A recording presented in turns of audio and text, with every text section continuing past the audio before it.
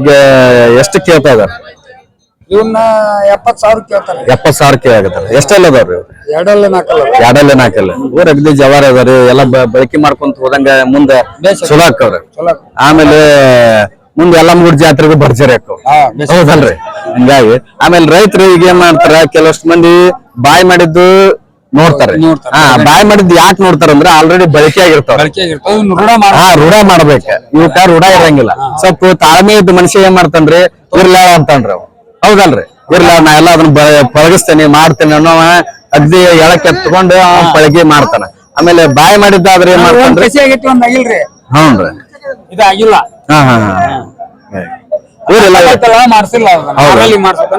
ಹೌದನ್ರಿ?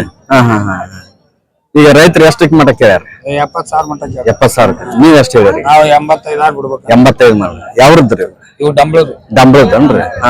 ಗದಗ ತಾಲೂಕ್ ಡಂಬ್ಳ. ಮುಂಡ್ರಿ ತಾಲೂಕ್ ಡಂಬ. Okay sir.